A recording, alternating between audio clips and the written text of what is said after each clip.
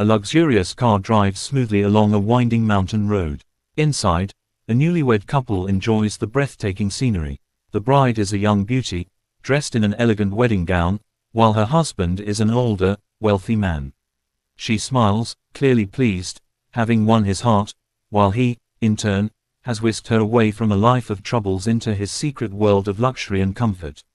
As they drive on, they approach a house set against a backdrop of mountains, towering trees, and a flawless blue sky. It's a perfect, tranquil retreat. When they arrive, they are greeted by Claire, the housekeeper, and a young man named Oliver. The owner of the estate, Henry, introduces Oliver to his bride, Elizabeth. She is instantly captivated by the house, its grandeur, and the tranquility it offers. The large glass windows provide a spectacular view, and the interior radiates warmth, elegance, and luxury. As Elizabeth steps inside, she notices a striking display of flowers, including delicate white orchids and lilies, adding to the house's charm. During her exploration, she realizes that Oliver is blind, but his disability does not diminish the gentle aura that surrounds him. That evening, a lavish dinner is prepared for the couple. Servants attend to their every need, creating an atmosphere of splendor and refinement. Afterward, the night is filled with love and passion. In the morning, Henry takes Elizabeth on a grand tour of the mansion, showing off the opulent decor, exquisite paintings, and rare art pieces. Each room is more impressive than the last, filled with luxury and comfort. In one particular hallway, Elizabeth notices a door made of frosted glass and asks Henry about it. He tells her it is off-limits, a place she must never enter. When she protests that she couldn't even if she wanted to, given the locked doors, Henry explains that the biometric locks on every door in the house respond only to his and her fingerprints. The next morning, Henry leaves for work, and Elizabeth finds herself alone. Saddened by the fact that they are on their honeymoon, she spends the day exploring the house, swimming in the pool, reading, and trying on the many fashionable outfits Henry has provided for her. Elizabeth strikes up a conversation with Claire, asking how long she has worked for Henry and why such a prominent scholar would marry someone as ordinary as her. Claire, however, remains tight-lipped. That night, Elizabeth cannot sleep. Curiosity gnaws at her, especially about the forbidden room. She tries to distract herself but eventually gives in to temptation. Her steps lead her to the room Henry had warned her about. She enters, discovering a space that resembles a scientific laboratory filled with strange devices and sensors. As she explores, Elizabeth accidentally triggers a button on a panel, opening a door that reveals a shocking sight, a glass capsule containing the body of a young woman with a tube in her mouth. The woman appears to be in a state of suspended animation. Terrified, Elizabeth flees, but in her panic, she knocks over a table and cuts her finger on a shard of glass. The next day, Henry returns, and as they spend time together, he quickly notices that something is off. When he sees the bandage on Elizabeth's finger, he inquires about it.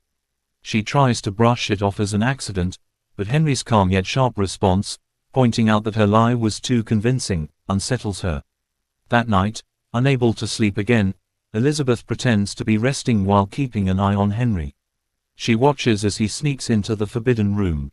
Stealthily, she follows him, but to her horror, Henry catches her in the act. He accuses her of disobedience.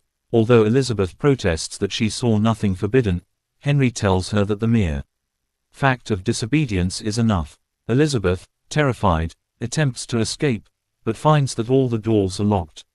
As she races through the mansion, Henry follows her, relentless. He catches up to her on the stairs, grabs her, and throws her down before striking her with a metal poker. In a dark turn of events, Henry, Claire, and Oliver dig a grave in the yard and lower Elizabeth's lifeless body into it. Despite the burial, Claire senses that this is far from over. Henry confirms that it is not the end. Weeks later, Henry introduces a new Elizabeth into the house, an identical copy of the original.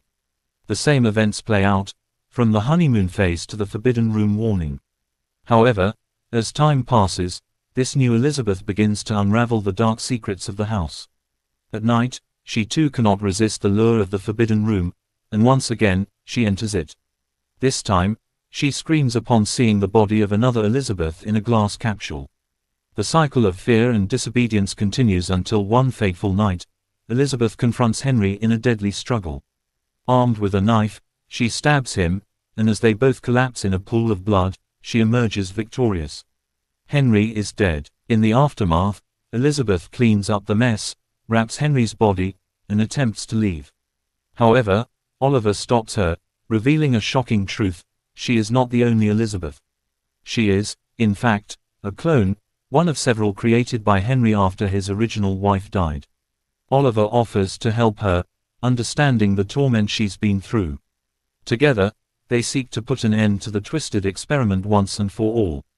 As Elizabeth reads Claire's diary, the full scope of Henry's madness is revealed. Driven by grief and obsession, Henry had cloned his wife multiple times, hoping to recreate the love they once shared.